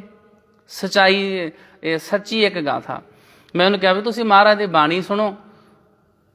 ਤੇ ਇਹ ਜਿਹੜੀ ਬਾਤ ਆ, ਇਹ ਸਾਧ ਸੰਗਤ ਜੀ ਸਨ 2000 ਤੋਂ ਲੈ ਕੇ ਤੇ 2002 ਦੇ ਵਿੱਚ, ਆ 2 ਸਾਲਾਂ ਦੇ ਵਿੱਚ ਵਿਸਦੀ ਆ। ਅੱਜ ਤੋਂ ਲਗਭਗ ਇਹ ਵੇਖ ਲਓ 20 ਸਾਲ ਪਹਿਲਾਂ ਦੀ ਬਾਤ ਆ। ਉਸ ਤੋਂ ਬਾਅਦ ਤੇ ਉਹਨੂੰ ਐਂਟਰਟੇਨਮੈਂਟ ਦੇ ਕਈ ਸਾਧਨ ਆ ਗਏ ਵੀ ਉਦੋਂ ਵੀ ਇੱਦਾਂ ਸੀ, 20 ਸਾਲ ਪਹਿਲਾਂ ਵੀ ਇੱਦਾਂ ਸੀ। ਉਹਨੂੰ ਸਮਝਾਇਆ ਵੀ ਮਹਾਰਾਜ ਦਾ ਅਖੰਡ ਪਾਠ ਸਾਹਿਬ ਰਖਾਇਆ ਤੁਸੀਂ ਘਰ 'ਚ, ਵਾਰੀ ਵਾਰੀ ਲਾਗੇ ਬੈਠੋ। ਉਹ ਕਹਿੰਦਾ ਭਾਈ ਸਾਹਿਬ ਨਹੀਂ ਬਹਿ ਸਕਦੇ। ਮੈਂ ਕਿਹਾ ਕਿਉਂ? ਕਹਿੰਦਾ ਜੀ ਟੀਵੀ ਦੇ ਉੱਤੇ ਪਾਕਿਸਤਾਨ ਤੇ ਇੰਡੀਆ ਦਾ ਕ੍ਰਿਕਟ ਮੈਚ ਚੱਲਦਾ ਸੀ, ਉਹ ਨਹੀਂ ਵੇਖਣਾ। ਤੇ ਮੈਂ ਕਿਹਾ ਵੀ ਅਖੰਡ ਪਾਠ ਸਾਹਿਬ ਉਹ ਮੈਚ ਤੋਂ ਬਾਅਦ ਰਖਾ ਲੈਂਦੇ। ਕਹਿੰਦਾ ਨਹੀਂ ਜੀ ਅਖੰਡ ਪਾਠ ਸਾਹਿਬ ਤੇ ਭਾਵੇਂ ਗੁਰਦੁਆਰੇ ਜਾ ਕੇ ਸੁਣ ਲਾਂਗੇ, ਜਦੋਂ ਮਰਜ਼ੀ ਸੁਣ ਲਾਂਗੇ, ਹੁਣ ਅਖੰਡ ਪਾਠ ਸਾਹਿਬ ਦਾ ਕਰਕੇ ਮੈਚ ਥੋੜ੍ਹੀ ਲੰਘਾ ਦੇਣਾ। ਭਾਵ ਅਸੀਂ ਮਹਾਰਾਜ ਜੀ ਦੀ ਬਾਣੀ ਨਹੀਂ ਸੁਣਦੇ। ਸੰਨ 2004 ਦੇ ਕਰੀਬ ਮੇਰੀ ਡਿਊਟੀ ਲੱਗੀ ਵੀ ਖਡੂਰ ਸਾਹਿਬ ਦੇ ਆਲੇ ਦੁਆਲੇ ਜਿਹੜੇ ਪਿੰਡ ਆ ਨਾ, ਹਰ ਇੱਕ ਪਿੰਡ 'ਚ ਇੱਕ ਹਫ਼ਤਾ ਜਾ ਕੇ ਉੱਥੋਂ ਦੇ ਲੋਕਾਂ ਨੂੰ ਕਥਾ ਸੁਣਾਉਣੀ ਆ ਤੇ ਉਹਨਾਂ ਨੂੰ ਦੱਸਣਾ ਵਾ ਵੀ ਸ਼੍ਰੀ ਗੁਰੂ ਅੰਗਦ ਸਾਹਿਬ ਜੀ ਮਹਾਰਾਜ ਜੀ ਦਾ 500 ਸਾਲਾ ਪ੍ਰਕਾਸ਼ ਦਿਹਾੜਾ ਆ ਰਿਹਾ ਵਾ ਤੇ ਤੁਸੀਂ ਸਾਰੇ ਭਾਈ ਖਡੂਰ ਸਾਹਿਬ ਆਇਓ। ਨਾਲੇ ਉਹਨਾਂ ਨੂੰ ਗੁਰੂ ਸਾਹਿਬ ਦੀ ਸਾਰੀ ਕਥਾ ਸੁਣਾਉਣੀ ਆ, ਨਾਲੇ ਪਿੰਡ ਨਗਰ ਨਿਵਾਸੀਆਂ ਨੂੰ ਸੱਦਾ ਦੇ ਕੇ ਆਉਣਾ। ਇੱਕ ਮੈਂ ਪਿੰਡ 'ਚ ਗਿਆ, ਉੱਥੇ ਵੀ ਗੁਰੂ ਹਰਗੋਬਿੰਦ ਸਾਹਿਬ ਦਾ ਗੁਰਦੁਆਰਾ ਸਾਹਿਬ ਬਣਿਆ ਹੋਇਆ, ਪਿੰਡ ਮੱਲ ਮੋਹਰੀ, ਇਹ ਤਰਨ ਤਾਰਨ ਦੇ ਉੱਥੇ ਲਾਗੇ ਆ। ਉੱਥੇ ਮੈਂ ਗਿਆ, ਮੈਂ ਕਿਹਾ ਜੀ ਮੇਰੀ ਡਿਊਟੀ ਲੱਗੀ, ਮੈਂ ਤੁਹਾਨੂੰ ਕਥਾ ਸੁਣਾਉਣੀ ਹੈ, ਦੱਸੋ ਟਾਈਮ। ਉਹ ਕਹਿੰਦੇ ਭਾਈ ਸਾਹਿਬ ਤੁਸੀਂ ਸਾਨੂੰ ਕਥਾ ਸੁਣਾਓ ਰਾਤ ਨੂੰ 8:30 ਵਜੇ। ਮੈਂ ਕਿਹਾ ਜੀ ਪਹਿਲਾਂ ਸੁਣ ਲਓ, 8:30 ਵਜੇ ਤੇ ਹਨੇਰਾ ਬੜਾ ਹੋ ਜਾਂਦਾ। ਉਹ ਕਹਿੰਦੇ ਨਹੀਂ, ਉਦੋਂ ਨਾ ਡਿਸ਼ਾਂ ਨਹੀਂ ਸੀ ਹੁੰਦੀਆਂ, ਉਦੋਂ ਲੋਕਾਂ ਦੇ ਘਰਾਂ 'ਚ ਐਂਟੀਨੇ ਲੱਗੇ ਹੁੰਦੇ ਸੀ ਤੇ ਆ ਜਲੰਧਰ ਵਾਲਾ ਸਟੇਸ਼ਨ ਹੀ TV 'ਤੇ ਚੱਲਦਾ ਸੀ। ਉਹ ਕਹਿੰਦੇ ਵੇਖੋ ਜੀ ਗੱਲ ਇੱਦਾਂ ਵੀ ਪਹਿਲਾਂ ਅਸੀਂ ਵੇਖਣਾ ਹੁੰਦਾ TV, 8:30 ਵਜੇ ਤੱਕ ਆਉਂਦੇ ਆ ਪੰਜਾਬੀ ਪ੍ਰੋਗਰਾਮ ਗੀਤ ਗਾਣੇ, ਉਹ ਵੇਖ ਕੇ 8:30 ਵਜੇ ਤੁਹਾਡੀ ਕਥਾ ਸੁਣਨ ਆ ਜਾਇਆ ਕਰਾਂਗੇ, ਕਿਉਂਕਿ ਉਦੋਂ ਫਿਰ ਇੰਗਲਿਸ਼ 'ਚ ਖਬਰਾਂ ਸ਼ੁਰੂ ਹੋ ਜਾਂਦੀਆਂ। ਇਹੋ ਜਿਹਾ ਹਿਸਾਬ ਸਾਡਾ ਵੀ ਕਥਾ ਨੂੰ ਦੂਸਰੇ ਨੰਬਰ 'ਤੇ ਰੱਖੋ। ਮਹਾਰਾਜ ਕਹਿੰਦੇ ਤੁਹਾਡਾ ਦਿਲੋਂ ਨਹੀਂ ਪਿਆਰ, ਦਿਲੋਂ ਪਿਆਰ ਨਹੀਂ ਹੈ, ਉੱਪਰੋਂ ਉੱਪਰੋਂ ਆ ਪਿਆਰ। ਦਿਲੋਂ ਮੁਹੱਬਤ ਜਿਨ੍ਹਾਂ ਦਾ ਦਿਲੋਂ ਪਿਆਰ ਆ ਨਾ ਜੀ, ਉਹ ਵਾਹਿਗੁਰੂ ਜੀ ਦੇ ਗੁਣ ਗਾਈ ਜਾਂਦੇ, ਗਾ ਗਾ ਕੇ ਰੱਜਦੇ ਨਹੀਂ ਹਨ। ਗੁਰਬਾਣੀ ਵਿੱਚ ਗੁਰੂ ਰਾਮਦਾਸ ਜੀ ਦਾ ਇੱਕ ਸ਼ਬਦ ਆਉਂਦਾ, ਰਸ ਪੀਆ ਗਟ ਗਟ ਕੇ, ਗੁਰੂ ਰਾਮਦਾਸ ਜੀ ਦਾ ਸ਼ਬਦ ਹੈ। ਮਹਾਰਾਜ ਕਹਿੰਦੇ ਵੀ ਰੱਬ ਦੇ ਪਿਆਰੇ ਪਤਾ ਕਿੱਦਾਂ ਰੱਬ ਜੀ ਦੇ ਨਾਮ ਦਾ, ਗੁਰਬਾਣੀ ਦਾ ਰਸ ਪੀਂਦੇ ਆ, ਗਟ ਗਟ ਕਰਕੇ, ਵੱਡੀਆਂ ਵੱਡੀਆਂ ਘੁੱਟਾਂ ਭਰ ਕੇ ਆਨੰਦ ਨਾਲ। ਉਹ ਰੱਬ ਦੇ ਪਿਆਰੇ ਵਾਹਿਗੁਰੂ ਜੀ ਦੇ ਗੁਣ ਗਾਉਂਦੇ ਰੱਜਦੇ ਹੀ ਨਹੀਂ, ਥੱਕਦੇ ਹੀ ਨਹੀਂ। ਅਖੰਡ ਕੀਰਤਨ ਵਾਲੇ ਵੀ ਗੁਰਮੁਖ ਪਿਆਰੇ ਆ, ਚਲੋ ਆਪਣੇ ਤਰੀਕੇ ਨਾਲ ਉਹ ਬਾਣੀ ਪੜ੍ਹਦੇ ਕੀਰਤਨ ਕਰੀ ਜਾਂਦੇ ਆ। ਉੱਥੇ ਚੰਡੀਗੜ੍ਹ ਅਖੰਡ ਕੀਰਤਨ ਵਾਲੇ ਗੁਰਮੁਖਾਂ ਦਾ ਪ੍ਰੋਗਰਾਮ ਹੋਇਆ ਕਰਨਾ, ਉਹਨਾਂ ਨੇ ਕਿਹਾ ਕਰਨਾ ਜੀ ਤੁਹਾਡੇ ਕੋਲ ਸਵੇਰੇ 6 ਵਜੇ ਆ ਜਾਵਾਂਗੇ, ਸਵੇਰੇ 6 ਵਜੇ ਤੋਂ ਲੈ ਕੇ ਤੇ ਅਸੀਂ 11 ਵਜੇ ਤੱਕ ਕੀਰਤਨ ਕਰਾਂਗੇ। ਅਗਲੇ ਦਿਨ ਐਤਵਾਰ ਹੋ ਜਾਇਆ ਕਰਨਾ, ਐਤਵਾਰ ਫਿਰ ਸਾਡੇ ਉੱਥੇ ਆਨੰਦ ਕਾਰਜ ਬੜੇ ਹੁੰਦੇ, ਇੱਕ ਦਿਨ 'ਚ 4 5 ਆਨੰਦ ਕਾਰਜ, ਕਿਉਂਕਿ ਲਾਗੇ ਸਾਰੇ ਹੋਟਲ ਹੀ ਹੋਟਲ ਨੇ। ਆਪਣਾ ਸ਼੍ਰੋਮਣੀ ਕਮੇਟੀ ਦਾ ਗੁਰਦੁਆਰਾ ਸਾਹਿਬ ਉੱਥੇ, ਤੇ ਨਾਲ ਉਹਦੇ ਵੱਡੇ ਵੱਡੇ ਹੋਟਲ ਹੀ ਹੋਟਲ, ਸਾਰੇ ਆਨੰਦ ਕਾਰਜ ਆਪਣੇ ਗੁਰਦੁਆਰੇ। ਉਹਨਾਂ ਦਾ ਟਾਈਮ ਤੇ ਹੋਣਾ ਵੀ ਸਵੇਰੇ 6 ਵਜੇ ਤੋਂ ਲੈ ਕੇ ਤੇ 11 ਵਜੇ ਤੱਕ ਉਧਰੋਂ ਆਨੰਦ ਕਾਰਜ ਵਾਲੇ ਆ ਜਾਣੇ, ਉਹਨਾਂ ਨੇ ਹਟਣਾ ਹੀ ਨਾ। ਉਹਨਾਂ ਨੇ ਕਹਿਣਾ ਨਹੀਂ ਜੀ ਇੱਕ ਫਲਾਨਾ ਸਿੰਘ ਰਹਿ ਗਿਆ, ਇੱਕ ਸ਼ਬਦ ਉਹਨੇ ਪੜ੍ਹਨਾ, ਇੱਕ ਸ਼ਬਦ ਉਹਨੇ ਪੜ੍ਹਨਾ। ਕਹਿਣ ਦਾ ਭਾਵ ਉਹਨਾਂ ਨੇ ਗੁਣ ਗਾ ਗਾ ਕੇ, ਕੀਰਤਨ ਕਰ ਕਰਕੇ ਉਹਨਾਂ ਨੇ ਰੱਜਣਾ ਹੀ ਨਾ। ਉਦੋਂ ਸਾਡਾ ਹੋਣਾ ਵੀ ਅਸੀਂ ਲੋਕਾਂ ਦੇ ਆਨੰਦ ਕਾਰਜ ਵੀ ਕਰਾਉਣੇ ਆ, ਵੀ ਗੁਰਮੁਖੋ ਫਤਿਹ ਕਰੋ, ਉਹਨਾਂ ਨੂੰ ਮਸਾਂ ਹੀ ਰੋਕਣਾ। ਜਿਹੜੇ ਰੱਬ ਦੇ ਪਿਆਰੇ ਆ ਨਾ ਜੀ, ਜਿਨ੍ਹਾਂ ਦੀ ਦਿਲੋਂ ਮੁਹੱਬਤ ਹੋਵੇ, ਉਹ ਵਾਹਿਗੁਰੂ ਜੀ ਦੇ ਗੁਣ ਗਾਈ ਜਾਂਦੇ ਆ। ਇਹੋ ਜਿਹੀਆਂ ਰੱਬੀ ਰੂਹਾਂ, ਕਿਤੇ ਤੁਸੀਂ ਪਤਾ ਨਹੀਂ ਨਾਮ ਸੁਣਿਆ ਕਿ ਨਹੀਂ ਸੁਣਿਆ, ਅਕਾਲੀ ਕੌਰ ਸਿੰਘ ਜੀ ਨਿਹੰਗ, ਅਕਾਲੀ ਕੌਰ ਸਿੰਘ ਜੀ ਨਿਹੰਗ। ਉਹਨਾਂ ਨੇ ਕੀ ਕੀਤਾ, ਉਹਨਾਂ ਨੇ ਗੁਰੂ ਗ੍ਰੰਥ ਸਾਹਿਬ ਜੀ ਦਾ ਤੁਕ ਤਤਕਰਾ ਤਿਆਰ ਕੀਤਾ। ਤੁਕ ਤਤਕਰਾ ਉਦੋਂ ਤਿਆਰ ਕੀਤਾ ਜਦੋਂ ਕੰਪਿਊਟਰ ਦਾ ਸਮਾਂ ਨਹੀਂ ਸੀ ਹੁੰਦਾ, ਜਦੋਂ ਮੋਬਾਈਲਾਂ 'ਚ ਗੁਰੂ ਗ੍ਰੰਥ ਸਾਹਿਬ ਜੀ ਦੀ ਸਾਰੀ ਸਰਚ ਨਹੀਂ ਸੀ ਕਰ ਸਕਦੇ। ਉਦੋਂ ਵੇਖ ਲਓ ਕਿੰਨੀ ਜ਼ਿਆਦੀ ਉਹਨਾਂ ਨੇ ਮਿਹਨਤ ਕੀਤੀ ਹੋਏਗੀ, ਕਿੰਨੇ ਘੰਟੇ ਲੱਗੇ ਰਹਿੰਦੇ। ਸਾਰੀਆਂ ਗੁਰੂ ਗ੍ਰੰਥ ਸਾਹਿਬ ਜੀ ਦੀਆਂ ਪੰਕਤੀਆਂ ਊੜੇ ਐੜੇ ਦੇ ਹਿਸਾਬ ਨਾਲ ਲਿਖ ਦਿੱਤੀਆਂ, ਤੁਕ ਤਤਕਰਾ ਤਿਆਰ ਕੀਤਾ। ਭਾਵ ਜਿੰਨੀਆਂ ਵੀ ਪੰਕਤੀਆਂ ਊੜੇ ਤੋਂ ਸ਼ੁਰੂ ਹੁੰਦੀਆਂ ਉਹ ਸਾਰੀਆਂ ਪਹਿਲਾਂ ਲਿਖੀਆਂ, ਫਿਰ ਐੜੇ ਵਾਲੀਆਂ ਪੰਕਤੀਆਂ, ਫਿਰ ਈਡੀ ਵਾਲੀਆਂ ਪੰਕਤੀਆਂ, ਫਿਰ ਈਡੀ ਨੂੰ ਸਿਹਾਰੀ ਵਾਲੀਆਂ ਪੰਕਤੀਆਂ ਅਲੱਗ ਕਰ ਦਿੱਤੀਆਂ, ਈਡੀ ਨੂੰ ਬਿਹਾਰੀ ਵਾਲੀਆਂ ਪੰਕਤੀਆਂ ਅਲੱਗ ਕਰ ਦਿੱਤੀਆਂ। ਬਹੁਤ ਜ਼ਿਆਦਾ ਮਿਹਨਤ ਕੀਤੀ। ਉਹ ਜਿਹੜੇ ਗੁਰਮੁਖ ਵਾਹਿਗੁਰੂ ਦੇ ਰੰਗ 'ਚ ਰੰਗੇ ਗਏ, ਉਹਨਾਂ ਦੀ ਹੁੰਦੀ ਆ ਦਿਲੋਂ ਮੁਹੱਬਤ। ਭਾਈ ਕਾਨ ਸਿੰਘ ਜੀ ਨਾਭਾ, ਸਾਡੀ ਕੌਮ 'ਚ ਤੇ ਏਡੇ ਏਡੇ ਵਿਦਵਾਨ ਹੋਏ, ਉਹਨਾਂ ਨੇ ਆਪਣੀਆਂ ਸਾਰੀਆਂ ਜ਼ਿੰਦਗੀਆਂ ਲਾ ਦਿੱਤੀਆਂ ਇਹਨਾਂ ਕੰਮਾਂ 'ਤੇ। ਕਿੱਡੇ ਮਹਾਨ ਗ੍ਰੰਥ ਲਿਖ ਗਏ ਨੇ। ਅਜੇ ਕੱਲ੍ਹ ਹੀ ਮੈਂ ਸਵੇਰੇ ਲੈਪਟਾਪ 'ਤੇ ਸਰਚ ਕਰਦਾ ਸਾਂ ਇਸ ਗੁਰਦੁਆਰੇ ਸਾਹਿਬ ਦੇ ਇਤਿਹਾਸ ਦੀ, ਤੇ ਮੇਰੇ ਸਾਹਮਣੇ ਉੱਥੇ ਆਇਆ ਗੁਰ ਛੰਦ ਦਿਵਾਕਰ ਗ੍ਰੰਥ, ਗੁਰ ਛੰਦ ਦਿਵਾਕਰ ਭਾਈ ਕਾਹਨ ਸਿੰਘ ਨਾਭਾ ਜੀ ਦਾ, ਉਹਦੇ ਵਿੱਚ ਉਹਨਾਂ ਨੇ ਛੰਦਾਂ ਦੇ ਬਾਰੇ ਸਾਰਾ ਕੁਝ ਲਿਖ ਦਿੱਤਾ। ਕਿਹੜੇ ਛੰਦ ਦੀ ਕਿਹੜੀ ਕਿਸਮ ਆ, ਉਹਦੇ ਵਿੱਚ ਦੋਸ਼ ਕੀ ਆ, ਉਹਦੇ ਵਿੱਚ ਸ਼ਿੰਗਾਰ ਰਸ ਕੀ ਆ, ਉਹਦੇ ਵਿੱਚ ਰੁਦਰ ਰਸ ਕੀ ਆ। ਤੇ ਆ ਵੇਖੋ ਕਿਧਰੇ ਇਨਸਾਈਕਲੋਪੀਡੀਆ ਆਫ ਸਿੱਖ ਲਿਟਰੇਚਰ, ਮਹਾਨ ਕੋਸ਼, ਉਹ ਤੇ ਅੱਜ ਕੱਲ੍ਹ ਮੋਬਾਈਲਾਂ 'ਚ ਵੀ ਆ ਜਾਂਦਾ। ਇੰਨਾ ਵੱਡਾ ਗ੍ਰੰਥ ਆ ਨਾ, ਉਹਨੂੰ ਪੜ੍ਹਨਾ ਤੇ ਕਿਸੇ ਨੇ ਕੀ, ਉਹਦਾ ਇੱਕ ਇੱਕ ਪੇਜ ਵੇਖ ਵੇਖ ਕੇ ਫਰੋਲੋ ਤੇ ਤਾਂ ਵੀ ਕਿੰਨੇ ਦਿਨ ਲੱਗ ਜਾਣ। ਭਾਈ ਕਾਹਨ ਸਿੰਘ ਜੀ ਨਾਭਾ ਇਹੋ ਜਿਹੇ ਸਾਡੇ ਵਿਦਵਾਨ ਹੋਏ ਜਿਨ੍ਹਾਂ ਦੀ ਦਿਲੋਂ ਸੀ ਮੁਹੱਬਤ, ਸਾਰੇ ਪਾਸਿਆਂ ਦਾ ਗਿਆਨ ਲਿਖ ਦਿੱਤਾ। ਭਾਵੇਂ ਤੁਸੀਂ ਉਹਦੇ ਵਿੱਚ ਜੀਂਦੋਵਾਲ ਪਿੰਡ ਲੱਭ ਲਓ, ਲੱਭ ਜਾਏਗਾ ਤੁਹਾਨੂੰ। ਭਾਵੇਂ ਉਹਦੇ ਵਿੱਚ ਤੁਸੀਂ ਕੜਾਹ ਪ੍ਰਸ਼ਾਦ ਲੱਭ ਲਓ, ਨਿਸ਼ਾਨ ਸਾਹਿਬ ਲੱਭ ਲਓ, ਸਿਰ ਦਰਦ ਲੱਭ ਲਓ, ਹਰ ਇੱਕ ਬਿਮਾਰੀ ਦਾ ਇਲਾਜ, ਸਾਰਿਆਂ ਥਾਵਾਂ ਦਾ ਇਤਿਹਾਸ, ਕੋਈ ਚੀਜ਼ ਉਹਨਾਂ ਨੇ ਛੱਡੀ ਨਹੀਂ। ਤੇ ਦੱਸੋ ਕਿੰਨੀ ਜ਼ਿਆਦਾ ਮਿਹਨਤ ਲੱਗੀ ਹੋਏਗੀ ਉਹਨਾਂ ਨੂੰ। ਇਕੱਲੇ ਗੁਰਮੁਖ ਪਿਆਰੇ ਨੇ ਇੰਨੇ ਵੱਡੇ ਕੰਮ ਕਰ ਦਿੱਤੇ। ਉਹਨਾਂ ਦੀ ਆ ਦਿਲੋਂ ਮੁਹੱਬਤ। ਪ੍ਰੋਫੈਸਰ ਸਾਹਿਬ ਸਿੰਘ ਜੀ ਹਿੰਦੂ ਘਰਾਣੇ 'ਚ ਹੋਏ, ਸ਼੍ਰੋਮਣੀ ਕਮੇਟੀ 'ਚੋਂ ਮੈਨੇਜਰ ਦੀ ਸੇਵਾ ਕਰਦੇ ਸੀ, ਅਸਤੀਫਾ ਦੇ ਦਿੱਤਾ ਵੀ ਮੇਰਾ ਨਹੀਂ ਕੰਮ ਰੋਕਣਾ, ਮੈਂ ਮਿਹਨਤ ਕਰਨੀ ਆ, ਡਿਊਟੀ ਛੱਡ ਦਿੱਤੀ। ਇੰਨੀ ਮਿਹਨਤ ਕੀਤੀ ਆ ਵੀ ਸਾਰੀ ਸਿੱਖ ਪੰਥ 'ਚ ਉਹਨਾਂ ਦਾ ਨਾਮ ਆ। ਅਸੀਂ ਲੋਕੀ ਜਿੰਨੇ ਵੀ ਅਰਥ ਕਰਦੇ ਆ ਨਾ, ਉਹਨਾਂ ਦੇ ਕੀਤੇ ਹੋਏ ਅਰਥਾਂ ਨੂੰ ਪੜ੍ਹ ਕੇ ਫਿਰ ਤੁਹਾਨੂੰ ਸੁਣਾਉਂਦੇ ਆ। LED ਦੇ ਉੱਤੇ ਬਾਹਰ ਜਿਹੜੇ LED ਲੱਗੀ ਆ, ਇਹਦੇ ਤੇ ਜਿੰਨੇ ਅਰਥ ਲਿਖੇ ਜਾਂਦੇ ਆ ਪ੍ਰੋਫੈਸਰ ਸਾਹਿਬ ਸਿੰਘ ਜੀ ਦੇ ਕੀਤੇ ਹੋਏ। ਉਹਨਾਂ ਨੂੰ ਉਪਾਧੀ ਕਿਹਦੀ ਮਿਲੀ? Doctor of literature. ਸਾਰੀ ਜ਼ਿੰਦਗੀ ਉਹਨਾਂ ਨੇ ਲਾ ਦਿੱਤੀ ਗੁਰਬਾਣੀ ਦੀ ਖੋਜ ਕਰਨ ਤੇ। ਉਹਨਾਂ ਨੇ ਦੱਸਿਆ ਵੀ ਜਿੱਦਾਂ ਸਤਨਾਮ ਸ਼ਬਦ ਆ, ਸਤਨਾਮ ਦੇ ਮੰਮੇ ਦੇ ਥੱਲੇ ਔਂਕੜ ਕਿਉਂ ਲੱਗਾ ਵਾ, ਉਹਦਾ ਕਾਰਨ ਦੱਸਿਆ। ਫਿਰ ਉਹਨਾਂ ਨੇ ਗੁਰਬਾਣੀ ਦੀ ਵਿਆਕਰਨ ਲਿਖੀ ਆ। ਉਸ ਵਿਆਕਰਨ ਨੂੰ ਪੜ੍ਹੀਏ ਤੇ ਵੱਡੇ ਵੱਡੇ ਜਿਹੜੇ ਲੋਕ ਨੇ, ਜਿਹੜੇ ਗੁਰਮੁਖ ਸਿੱਖ ਆ ਨਾ, ਉਹ ਹੈਰਾਨ ਹੋ ਜਾਂਦੇ ਆ ਵੀ ਇਹ ਤੇ ਬਹੁਤ ਵੱਡਾ ਵਿਸ਼ਾ ਹੈ, ਇਹ ਤੇ ਸਾਡੀ ਸਮਝ ਦੇ ਵਿੱਚ ਹੀ ਨਹੀਂ ਆਉਂਦਾ। ਵੀ ਕਿੱਦਾਂ ਉਹਨਾਂ ਨੇ ਦੱਸਿਆ ਕਿ ਕਈ ਥਾਵਾਂ ਦੇ ਉੱਤੇ ਨਾਨਕ ਸੰਬੋਧਨ ਆ। ਜਪਜੀ ਸਾਹਿਬ ਜੀ ਦਾ ਪਾਠ ਕਰਦੇ ਤੇ ਸਾਰੇ ਹੀ ਆ। ਜਪਜੀ ਸਾਹਿਬ ਜੀ ਦਾ ਪਾਠ ਸਮਝਣ ਵਾਸਤੇ ਕਈ ਸਾਲ ਲੱਗ ਜਾਂਦੇ ਆ, ਤਾਂ ਜਾ ਕੇ ਕਿਤੇ ਸਮਝ ਦੇ ਵਿੱਚ ਆਉਂਦਾ। ਨਾਨਕ ਨੀਚ ਕਹਿ ਵਿਚਾਰ, ਵੀ ਜਿਹੜਾ ਨਾਨਕ ਸ਼ਬਦ ਆ, ਨੀਚ ਸ਼ਬਦ ਇਹਦੇ ਨਾਲ ਲੱਗਣਾ ਹੈ ਜਾਂ ਦੂਸਰੇ ਪਾਸੇ ਲੱਗਣਾ, ਇਹ ਤੇ ਸਿਰਫ ਇੱਕ ਪੰਗਤੀ ਆ। ਸਾਰੀਆਂ ਹੀ ਪੰਗਤੀਆਂ ਦਾ ਇਸ ਤਰ੍ਹਾਂ ਉਚਾਰਨ ਨੇ, ਉਹਨਾਂ ਦੇ ਅਲੱਗ-ਅਲੱਗ ਅਰਥ ਨੇ। ਤੇ ਜੇ ਵਿਸ਼ਰਾਮ ਤੱਕ ਵੀ ਗਲਤ ਲਾ ਦਈਏ ਨਾ, ਇਹਦੇ ਨਾਲ ਵੀ ਸਾਰੀ ਖੇਡ ਵਿਗੜ ਜਾਂਦੀ ਹੈ, ਅਰਥ ਦਾ ਅਨਰਥ ਹੋ ਜਾਂਦਾ। ਇਹ ਕਿਹਨਾਂ ਨੇ ਮਿਹਨਤਾਂ ਕੀਤੀਆਂ? ਜਿਨ੍ਹਾਂ ਦੀ ਦਿਲੋਂ ਸੀ ਮੁਹੱਬਤ। ਜਿਹਦੀ ਦਿਲੋਂ ਮੁਹੱਬਤ ਨਹੀਂ, ਉਹਨੇ ਕੀ ਲੈਣਾ? ਉਹ ਤੇ 5-7 ਮਿੰਟਾਂ 'ਚ ਹੀ ਜਪਜੀ ਸਾਹਿਬ ਪੜ੍ਹ ਦਿੰਦਾ।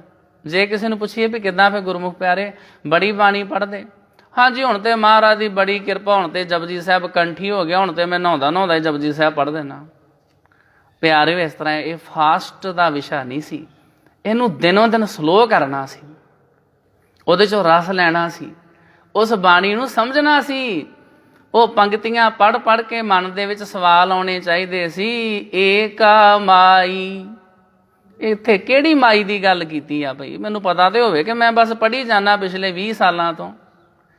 ਏਕਾ ਮਾਈ ਜੁਗਤ ਵਿਆਈ। ਵਿਆਈ ਦਾ ਅਰਥ ਕੀ ਹੁੰਦਾ? ਪ੍ਰਸੂਤ, ਪ੍ਰੈਗਨੈਂਟ ਹੋਣਾ, ਪ੍ਰਸੂਤ ਹੋਣਾ। ਇਹ ਕੀ ਕਹਾਣੀ ਸਾਰੀ? ਕਦੇ ਨਹੀਂ ਅਸੀਂ ਜਾਣਨ ਦੀ ਕੋਸ਼ਿਸ਼ ਕੀਤੀ।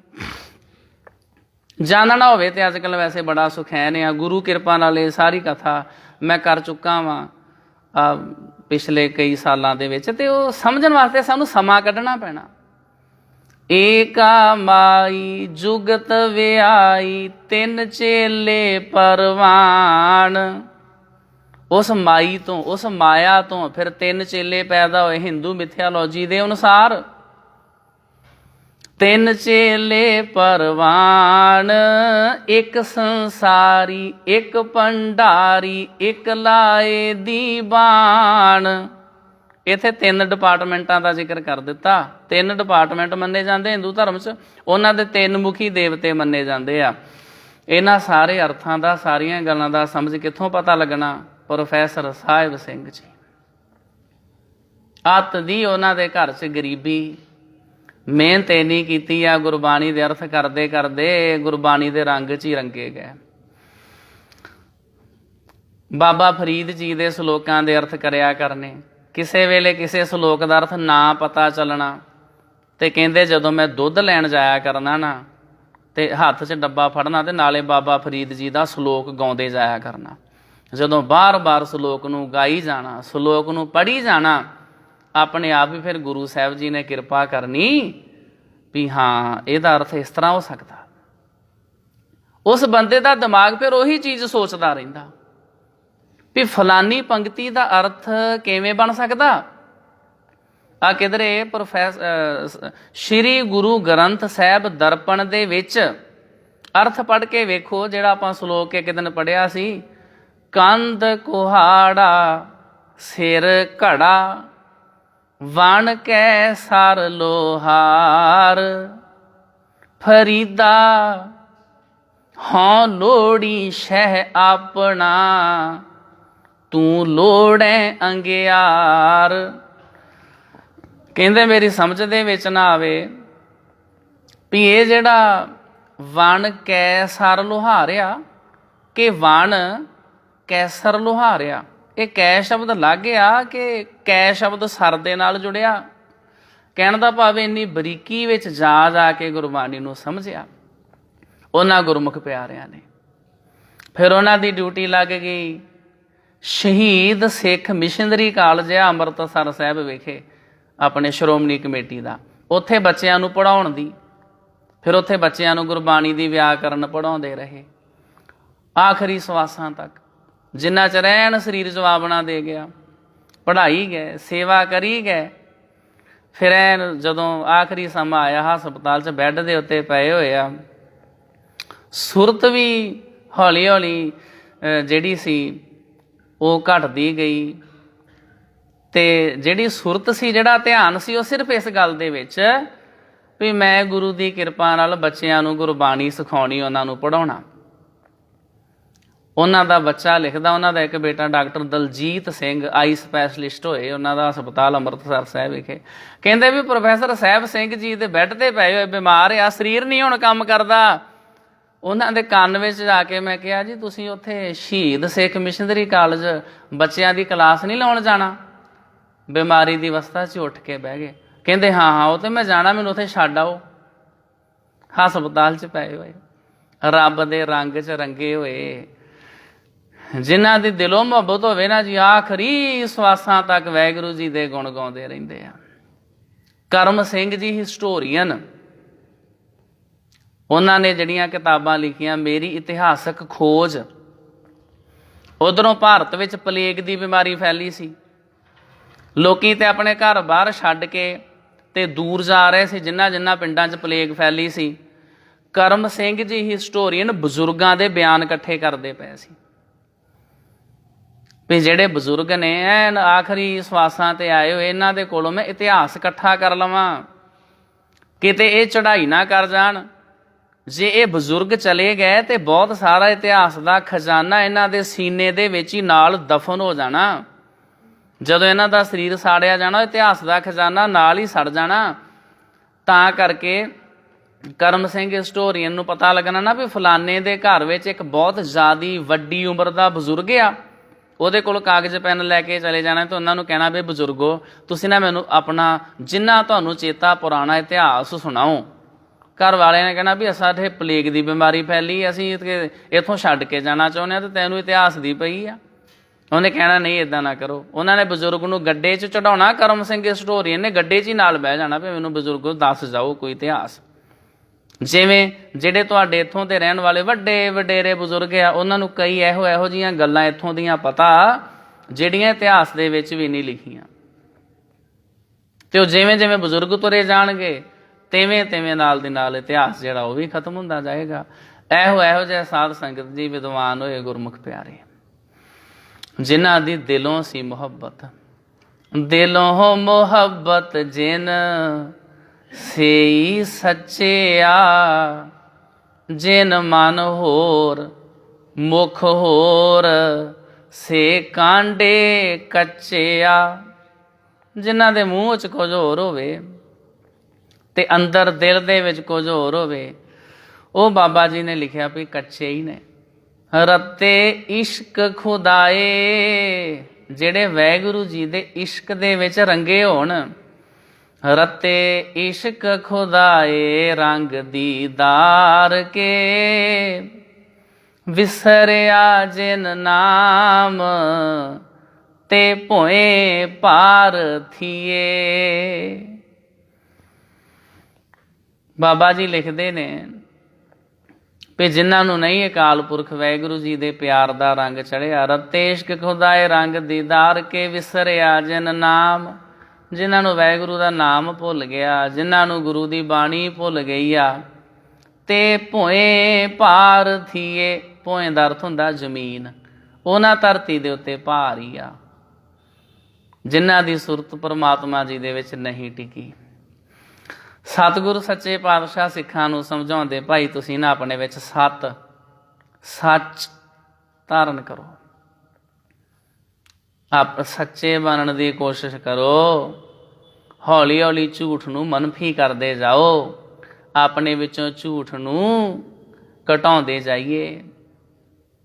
ਝੂਠ ਬੋਲ ਬੋਲ ਕੇ ਫਿਰ ਅਸੀਂ ਝੂਠੇ ਹੋ ਜਾਵਾਂਗੇ, ਫਿਰ ਵਾਹਿਗੁਰੂ ਜੀ ਦੇ ਨਾਲ ਮਿਲਾਪ ਨਹੀਂ ਹੋਣਾ। ਸਾਡੇ ਵਿੱਚ ਤੇ ਵਾਹਿਗੁਰੂ ਜੀ ਦੇ ਵਿੱਚ ਨਾ ਇੱਕ ਕੰਧ ਆ। ਉਹ ਕੰਧ ਕਾਹਦੀ ਆ? ਜਪਜੀ ਸਾਹਿਬ 'ਚ ਦੱਸਿਆ, ਉਹ ਕਿਵ ਸਚਿਆਰਾ ਹੋਈਐ, ਕਿਵ ਕੂੜੈ ਟੁੱਟੈ ਪਾਲ। ਪਾਲ ਮਤਲਬ ਕੰਧ। ਪਾਲ ਦਾ ਅਰਥ ਕੀ ਆ? ਕੰਧ। ਪਾਲ ਦਾ ਅਰਥ ਪੱਲਾ ਵੀ ਹੈਗਾ ਵਾ। ਹੱਬੇ ਸਾਕ ਕੁੜਾਵੇ ਡਿੱਠੇ, ਤੋ ਪੱਲੇ ਤੈਂਡੇ ਲਾਗੀ। ਉੱਥੇ ਪੱਲੇ ਦਾ ਮਤਲਬ ਜਿਹੜਾ ਪੱਲਾ ਹੁੰਦਾ ਉਹ ਕਿਸੇ ਕੱਪੜੇ ਦਾ ਪੱਲਾ। ਇੱਥੇ ਸਾਧ ਸੰਗਤ ਜੀ ਪਾਲ ਦਾ ਅਰਥ ਫਿਰ ਇਸ ਦੇਹੀ ਕੋ ਪਾਲ। ਉੱਥੇ ਪਾਲ ਦਾ ਅਰਥ ਆਇਆ ਸਰੀਰ ਦੀ ਪਾਲਣਾ ਪੋਸ਼ਣਾ ਕਰਨੀ, ਸਰੀਰ ਦਾ ਧਿਆਨ ਰੱਖਣਾ।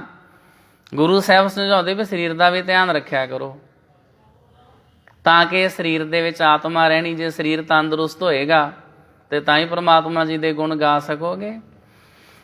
ਕਿਵ ਸਚਿਆਰਾ ਹੋਈ ਹੈ, ਕਿਵ ਕੂੜੈ ਟੁੱਟੈ ਪਾਲ। ਸਾਡੇ ਵਿੱਚ ਤੇ ਵਾਹਿਗੁਰੂ ਜੀ ਦੇ ਵਿੱਚ ਝੂਠ ਦੀ ਕੰਧ ਆ। ਜੇ ਉਹ ਝੂਠ ਦੀ ਕੰਧ ਢਾਹ ਦੇਈਏ, ਫਿਰ ਅਸੀਂ ਅਕਾਲ ਪੁਰਖ ਵਾਹਿਗੁਰੂ ਜੀ ਦੇ ਵਿੱਚ ਇੱਕਮਿਕ ਹੋ ਸਕਦੇ ਹਾਂ। ਪਰਮਾਤਮਾ ਜੀ ਦੇ ਨਾਲ ਸਾਡੇ ਕੋਲੋਂ ਮਿਲਿਆ ਕਿਉਂ ਨਹੀਂ ਜਾਂਦਾ? ਵਾਹਿਗੁਰੂ ਜੀ ਦੇ ਵਿੱਚ ਸਾਡੇ ਕੋਲੋਂ ਇੱਕਮਿਕ ਕਿਉਂ ਨਹੀਂ ਹੋਇਆ ਜਾਂਦਾ? ਕਿਉਂਕਿ ਅਸੀਂ ਹੁਕਮਨਾਮਾ ਸਾਹਿਬ ਲੈਣ ਤੋਂ ਪਹਿਲਾਂ ਮੰਗਲ ਤੇ ਪੜ੍ਹ ਦਿੰਦੇ ਹਾਂ, ਸੱਜਣ ਸੱਚਾ ਪਾਤਸ਼ਾਹ ਸਿਰ ਸ਼ਾਹਾਂ ਦੇ ਸ਼ਾਹ, ਜਿਸ ਪਾਸ ਬੈਠਿਆ ਸੋਹੀਐ ਸਭਨਾ ਦਾ ਵੇਸਾ। ਕਹਿ ਤੇ ਦਿੰਦੇ ਅਸੀਂ ਵੀ ਅਕਾਲ ਪੁਰਖ ਵਾਹਿਗੁਰੂ ਜੀ, ਪਰਮਾਤਮਾ ਜੀ, ਤੁਸੀਂ ਸਾਡੇ ਸੱਜਣ ਹੋ, ਪਰ ਸੱਜਣਾ ਵਾਲੀ ਕੋਈ ਗੱਲ ਹੀ ਇਹ ਨਹੀਂ ਆ। ਵਾਹਿਗੁਰੂ ਪਰਮਾਤਮਾ ਜੀ, ਤੁਸੀਂ ਸਾਡੇ ਦੋਸਤ ਹੋ। ਦੋਸਤ ਸ਼ਬਦ ਦਾ ਕੀ ਅਰਥ ਹੁੰਦਾ? ਦੋ ਸੱਤ। ਸੱਤ ਮੀਨਸ ਸੱਚ। ਜਿੱਥੇ ਦੋ ਸੱਚ ਰਲਦੇ ਹੋਣ, ਜਿਨ੍ਹਾਂ ਦੀਆਂ ਆਪਸ ਦੇ ਵਿੱਚ ਵਿਚਾਰਾਂ ਰਲਦੀਆਂ ਹੋਣ, ਉਹਦਾ ਮਤਲਬ ਦੋਸਤ। ਗੁਰੂ ਜੀ ਦੇ ਦੋਸਤ ਅਸੀਂ ਕਿਵੇਂ ਬਣ ਸਕਦੇ ਹਾਂ? ਨਹੀਂ ਬਣ ਸਕਦੇ, ਕਿਉਂਕਿ ਗੁਰੂ ਜੀ ਸੱਚੇ ਨੇ, ਅਸੀਂ ਝੂਠੇ ਹਾਂ। ਤਾਂ ਕਰਕੇ ਸਾਡੀ ਗੁਰੂ ਜੀ ਦੇ ਨਾਲ ਨੇੜਤਾ ਬਣਦੀ ਹੀ ਨਹੀਂ। ਸੱਜਣ ਸੱਚਾ ਪਾਤਸ਼ਾਹ ਸਿਰ ਸ਼ਾਹਾਂ ਦੇ ਸ਼ਾਹ, ਜਿਸ ਪਾਸ ਬੈਠਿਆ ਸੋਹੀਐ। ਪਾਸ ਅਸੀਂ ਤਾਂ ਹੀ ਬੈਠਾਂਗੇ ਜੇ ਅਸੀਂ ਸੱਚੇ ਹੋਏ। ਜੇ ਅਸੀਂ ਸੱਚੇ ਨਾ ਹੋਏ ਤੇ ਪਰਮਾਤਮਾ ਜੀ ਨੇ ਸਾਨੂੰ ਆਪਣੇ ਕੋਲ ਬਿਠਾਉਣਾ ਹੀ ਨਹੀਂ। ਅਸੀਂ ਕਹਾਂਗੇ ਵੀ ਨਹੀਂ, ਇਸ ਤਰ੍ਹਾਂ ਨਹੀਂ ਹੈ, ਅਸੀਂ ਝੂਠੇ ਹਾਂ, ਤਾਂ ਵੀ ਅਸੀਂ ਪਰਮਾਤਮਾ ਜੀ ਦੇ ਕੋਲ ਬੈਠਦੇ ਹੀ ਹਾਂ। ਸਾਨੂੰ ਤਾਂ ਕੋਈ ਰੋਕਦਾ ਨਹੀਂ, ਨਾ ਸਾਨੂੰ ਕੋਈ ਫਰਕ ਪੈਂਦਾ। ਅਸੀਂ ਤੇ ਝੂਠੇ ਹੋ ਕੇ ਮਹਾਰਾਜ ਦੀ ਤਾਬਿਆ ਵੀ ਬਹਿ ਜਾਂਦੇ ਹਾਂ। ਅਸੀਂ ਤੇ ਸਾਰੇ ਕੰਮ ਕਰੀ ਜਾਂਦੇ ਹਾਂ, ਸਾਨੂੰ ਕੋਈ ਰੋਕਦਾ ਤੇ ਹੈ ਨਹੀਂ। ਉਹ ਗੁਰੂ ਪਿਆਰਿਓ, ਮਹਾਰਾਜ ਜੀ ਦੇ ਕੋਲ ਬਹਿਣਾ ਇਸ ਤਰ੍ਹਾਂ ਨਹੀਂ ਹੁੰਦਾ। ਬੇਸ਼ੱਕ ਮੈਂ ਤਾਬਿਆਂ ਬੈਠਾ, ਹੋ ਸਕਦਾ ਮੈਂ ਇੱਥੇ ਬੈਠਾ ਹੀ ਨਾ ਹੋਵਾਂ। ਇਹ ਵੀ ਗੁਰਬਾਣੀ 'ਚ ਲਿਖਿਆ ਵਾ। ਬਾਹਰੋਂ ਵੇਖਣ ਨੂੰ ਬੇਸ਼ੱਕ ਅਸੀਂ ਨੇੜੇ ਹੋਈਏ, ਹੋ ਸਕਦਾ ਅੰਦਰੋਂ ਮੈਂ ਕਿਤੇ ਫਿਰਦਾ ਹੋਵਾਂ, ਅੰਦਰੋਂ ਬੜੀ ਦੂਰ ਹੋਵਾਂ। ਗੁਰੂ ਅੰਗਦ ਸਾਹਿਬ ਦਾ ਸਲੋਕ, ਮਿਲਿਆ ਨਾ ਮਿਲੇ। ਜਿਹੜਾ ਸਮਝਦਾ ਨਹੀਂ ਪਿਆ ਕਿਵੇਂ ਮੈਂ ਮਿਲਿਆ ਹੋਇਆ ਵਾਂ, ਹੋ ਸਕਦਾ ਨਾ ਮਿਲਿਆ ਹੋਵੇ। ਇਹ ਗੁਰੂ ਅੰਗਦ ਸਾਹਿਬ ਜੀ ਦੇ 63 ਸਲੋਕ ਨੇ ਗੁਰੂ ਗ੍ਰੰਥ ਸਾਹਿਬ ਜੀ ਦੇ ਵਿੱਚ। ਕਈ ਵਾਰੀ ਅਸੀਂ ਸੋਚਦੇ ਹਾਂ, ਜਦੋਂ ਮਹਾਰਾਜ ਜੀ ਦਾ ਸਰੂਪ ਘਰ 'ਚ ਲੈ ਕੇ ਜਾਂਦੇ ਹਾਂ, ਲਓ ਵੀ ਘਰ ਦੇ ਮੁਖੀ ਨੇ ਵੀ ਮਹਾਰਾਜ ਦਾ ਸਰੂਪ ਆਪਣੇ ਸਿਰ ਦੇ ਉੱਤੇ ਚੁੱਕ ਲਿਆ, ਹੁਣ ਤੇ ਵਾਰੇ ਨਿਆਰੇ ਹੋ ਜਾਣੇ ਆ। ਇਸ ਤਰ੍ਹਾਂ ਥੋੜ੍ਹੀ ਹੁੰਦਾ। ਗੁਰੂ ਗ੍ਰੰਥ ਸਾਹਿਬ ਜੀ ਦਾ ਸਰੂਪ ਜੇ ਕੋਈ ਆਪਣੇ ਸਿਰ ਦੇ ਉੱਤੇ ਚੁੱਕ ਲਵੇ, ਇਹਦੇ ਨਾਲ ਕਿਸੇ ਦੀ ਜ਼ਿੰਦਗੀ ਥੋੜ੍ਹੀ ਬਦਲ ਜਾਂਦੀ ਆ। ਉਹ ਤੇ ਬੰਦਾ ਅਗਲੇ ਦਿਨ ਹੀ ਵਿਆਹ ਦਾ ਸੁਖਮਨੀ ਸਾਹਿਬ, ਅਖੰਡ ਪਾਠ ਸਾਹਿਬ ਕਰਾਉਂਦੇ, ਅਗਲੇ ਦਿਨ ਹੀ ਉਹ ਸ਼ਰਾਬ ਨਾਲ ਰੱਜਿਆ ਫਿਰਦਾ, ਉਹਦੀ ਪੱਗ ਕਿਤੇ ਹੁੰਦੀ ਆ, ਉਹਨੂੰ ਫੜ ਕੇ ਸੰਭਾਲਦੇ। ਤੇ ਮਹਾਰਾਜ ਦਾ ਸਰੂਪ ਉਹਨੇ ਇੱਕ ਦਿਨ ਪਹਿਲਾਂ ਆਪਣੇ ਸਿਰ ਦੇ ਉੱਤੇ ਚੁੱਕਿਆ ਸੀ। ਮਹਾਰਾਜ ਜੀ ਦਾ ਸਰੂਪ ਆਪਣੇ ਸਿਰ ਦੇ ਉੱਤੇ ਚੁੱਕਿਆ ਕੁਛ ਨਹੀਂ ਹੁੰਦਾ, ਜਿੰਨਾ ਚਿਰ ਅੰਦਰੋਂ ਨਹੀਂ ਮਿਲਦੇ। ਮਿਲਿਆ ਨਾ ਮਿਲੇ, ਮਿਲਿਆ ਹੋਇਆ ਵੀ ਨਹੀਂ ਮਿਲਦਾ। ਮਿਲਿਆ ਜੇ ਹੋਏ, ਅੰਤਰ ਆਤਮੇ ਜੋ ਮਿਲੇ, ਮਿਲਿਆ ਕਹੀਏ ਸੋਏ। ਜਿਹੜਾ ਅੰਦਰੋਂ ਮਿਲ ਜਾਵੇ, ਅਸਲ ਦੇ ਵਿੱਚ ਗੁਰੂ ਜੀ ਦੇ ਨਾਲ ਉਹ ਮਿਲਿਆ ਹੁੰਦਾ। ਤਾਂ ਕਰਕੇ ਗੁਰੂ ਸਾਹਿਬ ਜੀ ਦੇ ਨੇੜੇ ਰਹਿ ਕੇ ਵੀ ਕਈ ਵਾਰੀ ਅਸੀਂ ਗੁਰੂ ਸਾਹਿਬ ਤੋਂ ਦੂਰ ਹੀ ਰਹਿ ਜਾਂਦੇ ਹਾਂ। ਗੁਰੂ ਸਾਹਿਬ ਜੀ ਦੇ ਆਪਣੇ ਬੱਚੇ ਸ਼੍ਰੀ ਚੰਦ, ਲਖਮੀ ਦਾਸ, ਦਾਤੂ, ਦਾਸੂ, ਮੋਹਨ, ਮੋਹਰੀ, ਧੀਰਮਲ, ਕਿੰਨਿਆਂ ਦਾ ਇਤਿਹਾਸ ਦੇ ਵਿੱਚ ਜ਼ਿਕਰ ਆਇਆ। ਗੁਰੂ ਦੇ ਬੱਚੇ ਗੁਰੂ ਦੇ ਘਰ 'ਚ ਪੈਦਾ ਹੋਏ ਤਾਂ ਵੀ ਗੁਰੂ ਤੋਂ ਦੂਰ।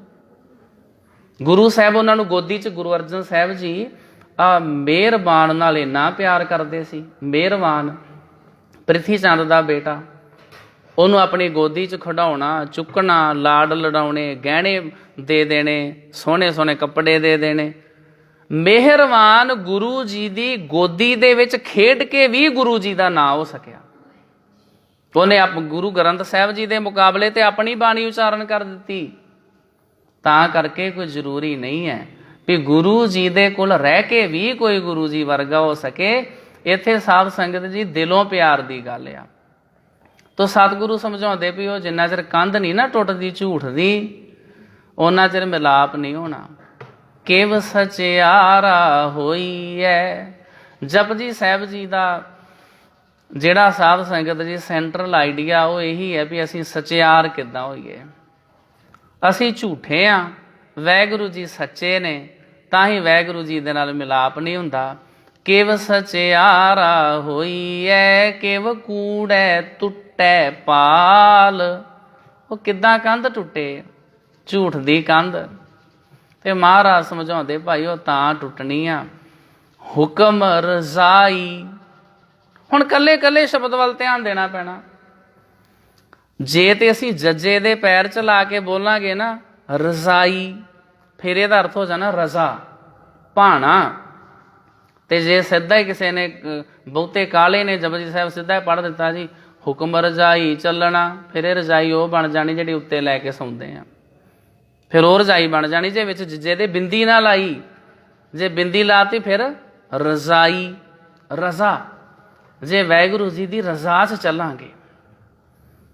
ਵੈਸੇ ਉਸ ਰਜਾਈ ਦਾ ਜ਼ਿਕਰ ਗੁਰੂ ਗੋਬਿੰਦ ਸਿੰਘ ਜੀ ਮਹਾਰਾਜ ਨੇ ਕੀਤਾ। ਇਹ ਜਿਹੜੀ ਪੰਕਤੀ ਸੁਣਾਉਣ ਲੱਗਾ ਹੈ ਗੁਰੂ ਗ੍ਰੰਥ ਸਾਹਿਬ 'ਚ ਨਹੀਂ ਲਿਖੀ ਹੋਈ। ਬਾਗੋ ਨਿਹਾਲੀ ਪਠੈ ਦੇ ਹੋ ਤੁਮ ਕੋ। ਉੱਥੇ ਨਿਹਾਲੀ ਦਾ ਅਰਥ ਹੈ ਰਜਾਈ, ਜਿਹੜੀ ਇਹ ਉੱਤੇ ਲੈ ਕੇ ਸੌਂਦੇ ਆ। ਉਹ ਗੁਰੂ ਗੋਬਿੰਦ ਸਿੰਘ ਜੀ ਮਹਾਰਾਜ ਦੇ ਕੋਲ ਜਦੋਂ ਆਣ ਕੇ ਪੰਡਤਾਂ ਨੇ ਇਤਰਾਜ਼ ਕੀਤਾ ਨਾ ਵੀ ਮਹਾਰਾਜ ਲੋਕਾਂ ਨੇ ਤੇ ਨਿੱਕਾ ਮੋਟਾ ਕੰਮ ਸ਼ੁਰੂ ਕਰਨਾ ਹੋਵੇ ਤੇ ਲੋਕੀ ਸਾਨੂੰ ਚੇਤੇ ਕਰਦੇ ਆ।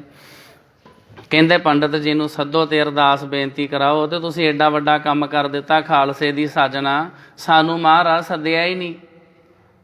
ਸਾਨੂੰ ਕਿਉਂ ਨਹੀਂ ਸੱਦਿਆ? ਅਸੀਂ ਆਣ ਕੇ ਅਰਦਾਸ ਬੇਨਤੀ ਕਰਦੇ ਤੇ ਖਾਲਸਾ ਸਾਜਣਾ ਫਿਰ ਕਰ ਲੈਂਦੇ। ਗੁਰੂ ਗੋਬਿੰਦ ਸਿੰਘ ਜੀ ਮਹਾਰਾਜ ਨੇ ਅੱਗੇ ਜਿਹੜਾ ਜਵਾਬ ਦਿੱਤਾ, महाराज कहन लगे पंडित जी चेता भुल गया। चेता किहदा भुलदा जिहदी लोड़ ही ना होवे, नहीं तो जिहड़ा जरूरी काम है जितों बिना सरदा ही ना होवे उहदा चेता थोड़ी भुलदा।